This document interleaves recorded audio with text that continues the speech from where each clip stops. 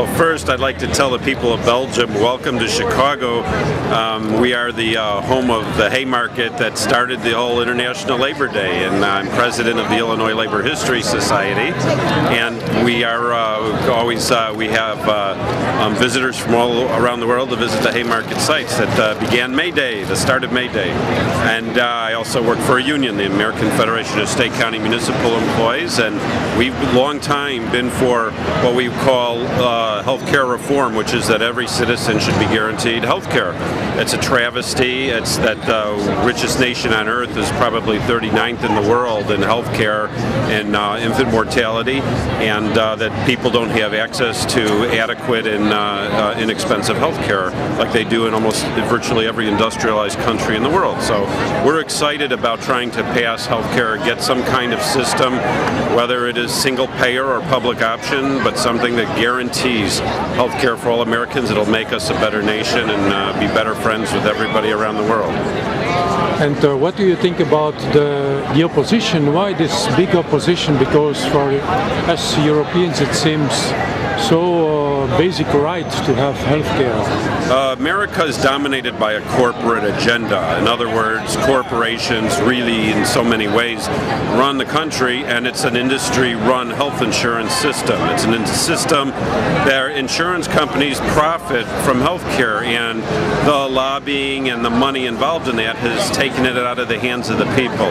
So for decades and decades, when healthcare was negotiated across the table, when unions were strong, but now that it's gotten so expensive because of profits that go to administration and private companies for pharmaceuticals, healthcare is so expensive. It's become the only. It's become a way to reduce the standard of living for workers, and when it's on the table in bargaining, it becomes the key issue.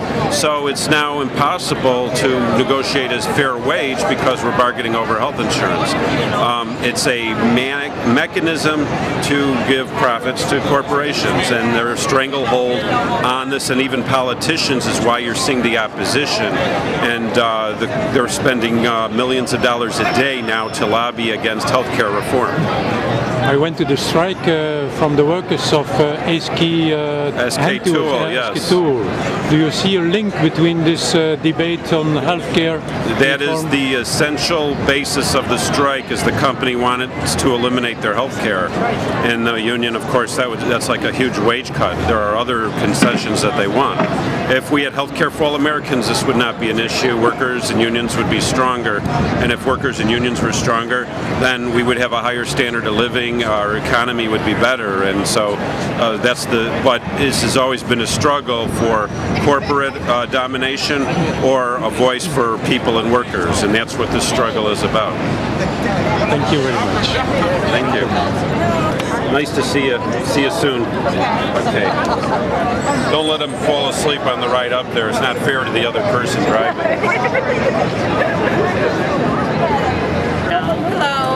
I see it on my tape. Hello. Hi. Can I ask you the same question? What do you think about the debate on health reform here in the States? Oh, it's a lot of work to be done. It's a lot of work to be done, simply put. So it's just a lot of work to be done. Obama has his work cut out for him. So, but you know, nothing can happen overnight, but a lot of work needs to be done. So. What is the situation of the healthcare here? Well, it's a lot of people that can't afford health care. Just simply put, people just can't afford it. And, you know, you have the pharmaceutical prices that are extremely high, and, you know, just a lot of people that can't afford it, a lot of people that don't have jobs. We're in a recession now, so it's just a lot of problems in that area, and a lot of sickness. And you support the public option? Yes, I do. Yes, I do. All right. Thank you. What do you think about the debate on healthcare reform? The healthcare debate in the United States is really has been distorted. It's been distorted by a well-funded and elaborate campaign by corporations and the conservative movements and the Republican Party to make sure that the United States can never have national health insurance, can never guarantee health care to all of its citizens. And so there's been the campaign has involved actually distorting the public record about Canada, about Europe, about Germany, about European countries that have national health care plans. And so what you have is a very well invested insurance industry, the health industry, physicians groups who are just invested in keeping the status quo. The drug industry makes billions of dollars, obviously, from controlling prices and not wanting the government to negotiate prices with them. The insurance companies make billions of dollars. Their CEOs are paid millions of dollars per year to provide healthcare coverage. And so they're quite happy with the system the way it is right now. But we've got, as a consequence of not dealing with the problems, 49 million people in the United States don't have health insurance.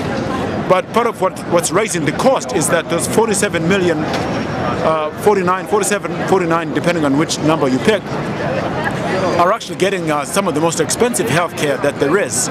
They use the emergency room as the source of primary care. So when they get sick, they're going to the most expensive kind of care, which is the emergency room. And then hospitals are passing down the cost to everybody else who has health insurance.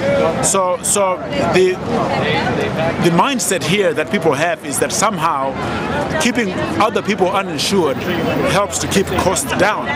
So it's morally problematic, but it's also economically problematic and counterproductive, because when we're covering the cost through the most expensive way, which is the emergency room. But there's also another cost to the moral character of the country, which is that 18,000 people every year die because they have no health insurance in the United States. 18,000 American people die because they have no health insurance.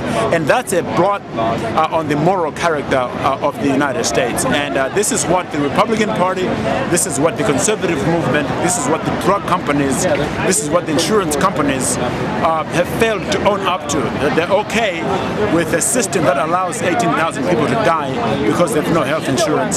So there's some real serious moral issues involved, the economic issues involved, the issues of class, the issues of race. There's no question that one of the reasons that the United States, and it's a profound reason, one of the reasons this country does not have universal health coverage is the continuing problem of race in the United States, that most white Americans, most middle-class Americans still think of universal health care as a way that poor, lazy people, black people, people of color are getting free health insurance from hardworking, which is proxy for white Americans. It's an unspoken fact in the United States that the racial history of this country is interfering with its ability to provide national health insurance. Canada, Europe, they were relatively homogeneous societies when they had their health insurance, the national health care programs. So it was relatively easy to universalize health coverage. In the United States, there's the continuing problem of race. Very good. Thank you.